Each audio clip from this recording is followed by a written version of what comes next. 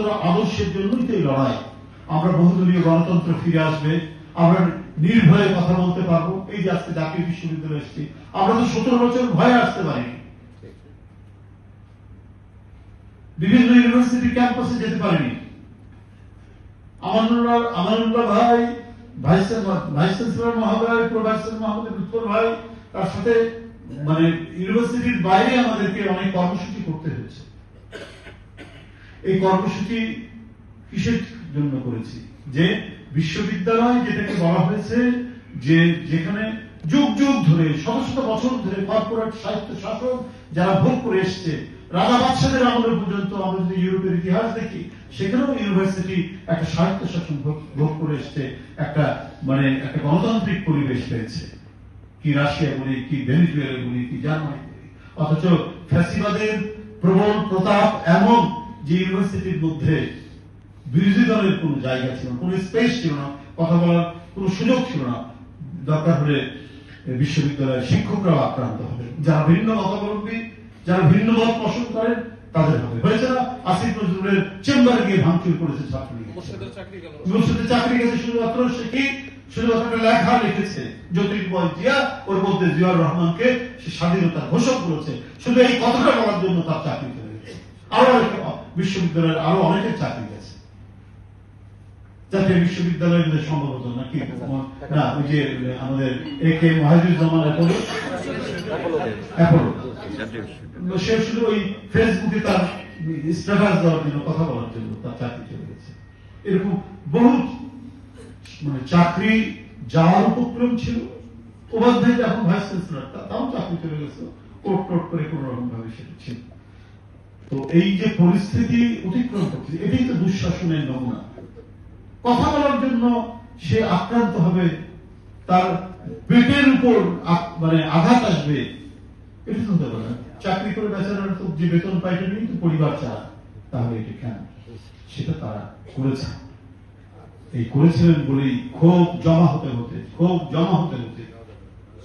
সেটার বিস্ফোরণ হলো জুলাই। জুলাই হচ্ছে দীর্ঘদিনের যে সঞ্চিত ক্ষোভ, সেই ক্ষোভের চূড়ান্ত বহিঃপ্রকাশ হচ্ছে জুলাই। আর জুলাই চেতনা কি? দেখুন, অন্য যে কোনো আদর্শ সেটা তো মনে থাকতে পারে, আর চেতনা সেটা হচ্ছে হৃদয় দিয়ে হৃদয়ঙ্গম হয়, যেটা হৃদয়ের মধ্যে যেটা বাসা বাঁধে সেটা হলো চেতনা, সেটাই হচ্ছে স্পিরিট। তো জুলাই চেতনা হচ্ছে এরকম হৃদয়ের মধ্যে বাসা বাঁধা একটা বিষয়।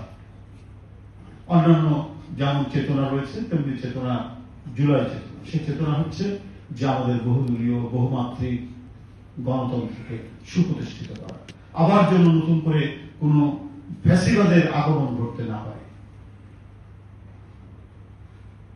এটা হওয়া কখনোই সম্ভব। এখন অনেকে বলেন যে না, তার আমলেই তো ভালো ছিল। কে?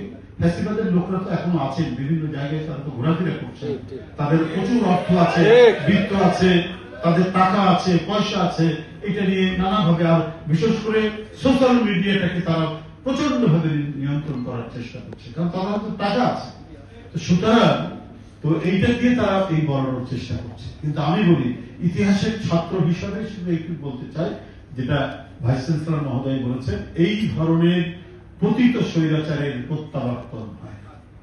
আর সেই ক্ষেত্রে আমাদের দায়িত্ব এই চেতনাকে ধারণ করে সঠিকভাবে কাজ করতে আমাদের হবে। আমরা যদি ভুল করি, আমরা যদি একটা গণতান্ত্রিক পরিবেশ তৈরি করে গণতান্ত্রিক রাষ্ট্র কাঠামো যদি আমরা নির্মাণ না করতে পারি, একটা গণতান্ত্রিক সমাজ যদি আমরা তৈরি করতে না পারি, তাহলে কিন্তু ফ্যাসিবাদ আবারও অন্য কোনো পথ ধরে, আবার অন্য কোনো চোরাগলি দিয়ে আসার চেষ্টা করবে। আমাদের হচ্ছে ওই কাজটি করতে হবে, সেটি হলো ওরা যা যা করেছে আমরা তার বিপরীতটা করব, তাহলেই ভালো কাজ। ওরা করেছে দলীয়করণ, ওরা করেছে আত্মীয়করণ, ওরা করেছে আওয়ামীকরণ, ওরা করেছে দেশের রাজকোষ শূন্য করা, ওরা করেছে ব্যাংক লুটপাট, দেশের আর্থিক প্রতিষ্ঠানকে ধ্বংস করা। এই কাজগুলো, বিপরীত কাজগুলো আমরা করলেই সফল হব। তাহলে একদিকে যেমন গণতন্ত্র আমাদের মাটির গভীরে পতিত হবে এবং রাষ্ট্রের একটি শক্তিশালী গণতান্ত্রিক রাষ্ট্র হিসেবে সেটা প্রতিষ্ঠিত করা যাবে। জাতীয় বিশ্ববিদ্যালয় আমার মনে হয় এত বড় একটা আলমা ম্যাটার, যেখানে প্রায় 40 থেকে 50 লক্ষ ছাত্রকে নিয়ে কাজ করতে হয়।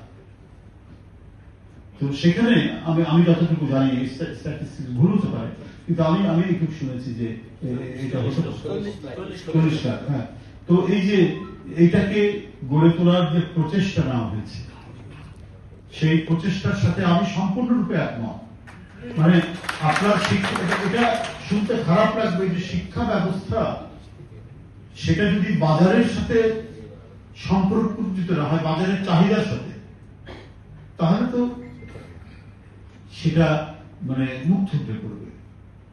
বেশ কিছুদিন আগে, 2 বছর আগে, মানে ফ্যাসিবাদের আমলের মানে শেষ পর্যায়ে রেসিডিউ প্রায় 62% বেকার জাতীয় বিশ্ববিদ্যালয় থেকে পাশ করা ছাত্র, 62%।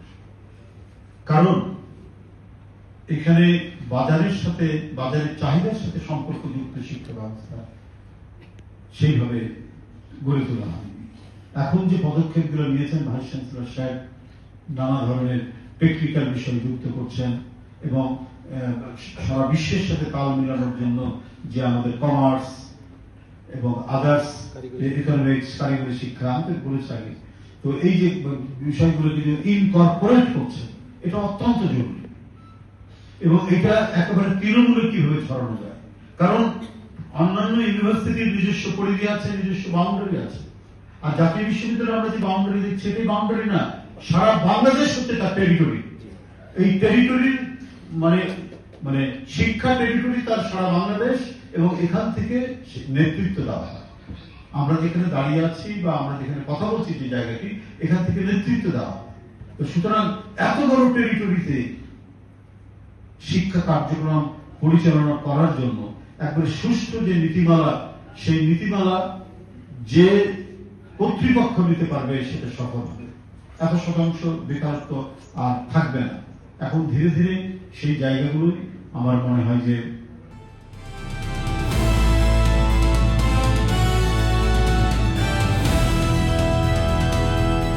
দিনাজপুর টিভি মানুষের জীবনের কথা বলে।